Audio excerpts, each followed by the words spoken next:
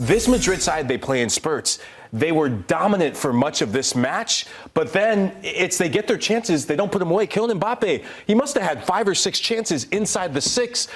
Wow, unbelievable. Barcelona, they're in action coming up later on today against Real Betis, and will have a chance to go 6 points clear of Real Madrid, who missed a big opportunity just to pull within a closer distance to Barcelona, who, guys, we've gone back and forth.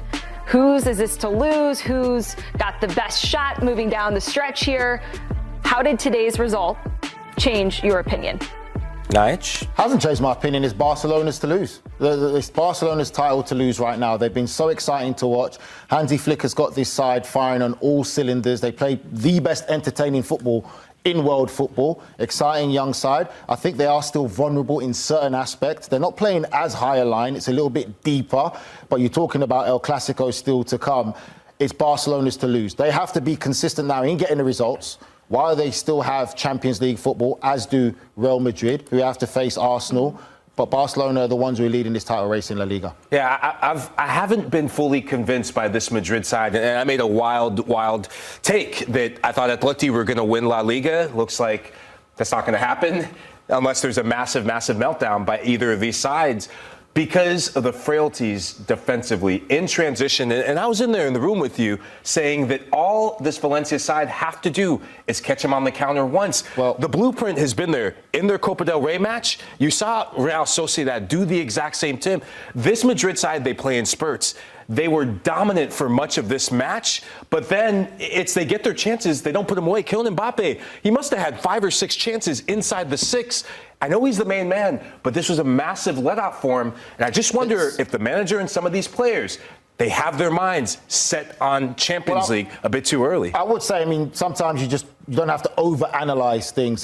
Vinicius Jr. did miss the penalty, which could have given Real Madrid a lead in this game. We could be talking about a complete different result. Mm-hmm. This is why we say goals change games.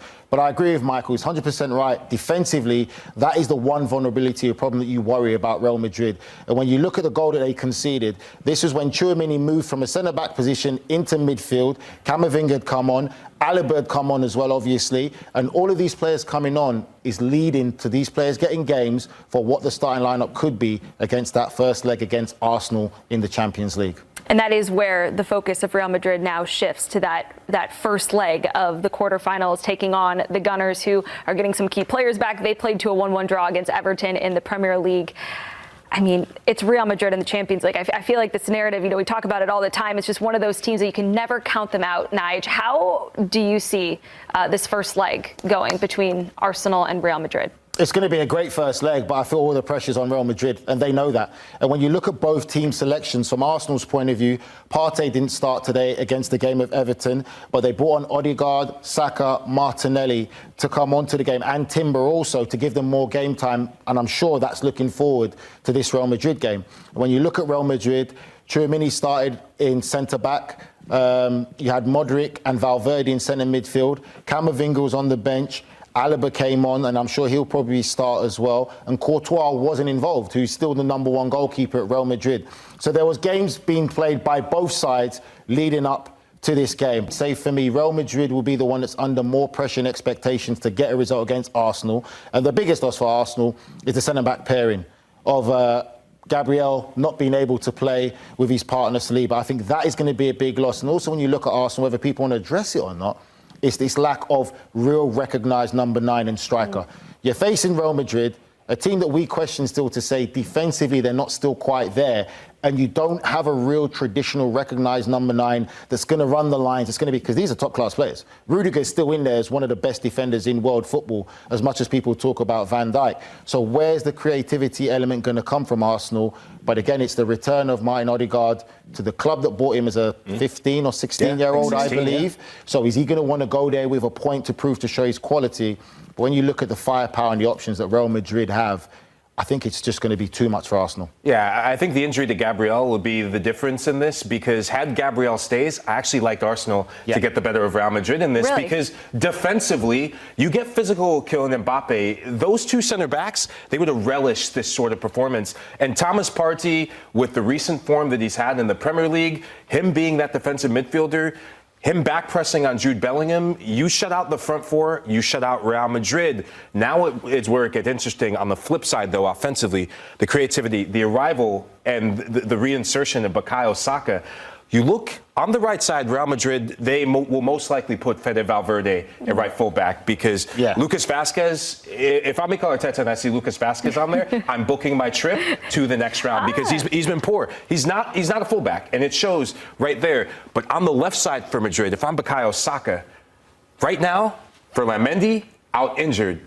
Fran Garcia, the most likely player. Fran Garcia didn't start this one.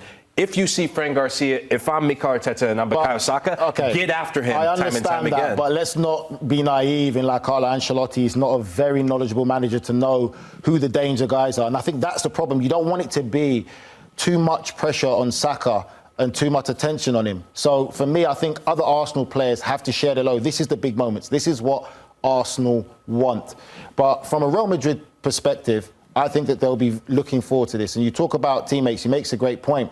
When you talk about Mbappe going up against Saliba, international teammates, when you play together, know each other at international level, you know each other's habits and secrets. So whether being aggressive with him will be one thing, but trying to stop Mbappe, you still got Rodrigo, you got Vinicius Jr., you got so much talent in this Real Madrid side that can cause problems. And I think from Arsenal's perspective, they really have to be at their best. You know, they really have to be, all players have to be tuned in and they need to know what they're facing. One thing that Michael does bring a point as well is set pieces. If Arsenal are going to get a chance, we've already talked about them, how impressive they've been throughout the season. Real Madrid still shows some great vulnerabilities when it comes to defending set pieces. And you look at the goal they conceded today against Valencia, where it was more of a zonal marking. And Diakite came, Diakabi, that's the one, came in with a fantastic header. Arsenal do have players who can hurt them in set pieces. That's going to be key. One disadvantage for Real Madrid coming into this is that they also did just have to play 120 minutes midweek in the second leg of the Copa del Rey against Real Sociedad. So you've got maybe some tired legs going into this one. Is that a concern for either of you for Real Madrid? I'm not concerned at all by that because Carlo Ancelotti, he's rotated. That Copa del Rey match, Endrick starts in that. Kylian Mbappe rested. The one concern I do have for Real Madrid is what we saw from Vinicius Jr. today. That man should not step anywhere near the penalty spot going forward. Thank you for saying that. Vinny Jr. should not take a penalty kick ever again for Real Madrid, and that's no disrespect to him. It's the matter of fact that Kylian Mbappe... very disrespectful. Well, maybe I stand corrected on that, but it's a matter of fact that this is Kylian Mbappe's team in terms of getting goals. And you look at the last three penalties he's taken for club and country. You've been a captain. The last three penalties he's taken, he's missed for club and country. You're going to put him on the spot again against Arsenal to take another penalty when you have a player who scored his last three? If you're confident and you're comfortable to do it, no problem. But you cannot still say this is Kylian Mbappe's team. They won last year's Champions League without Kylian Mbappe. Let's not forget that. So you can't say it's his team. If he's confident, brave enough to step in those moments, yes, it was a poor penalty. Poor penalty. I'm sure he probably won't take the next one. But to say it's Kylian Mbappe's team, I think it's still a bit too early because he has to go there and win the Champions League.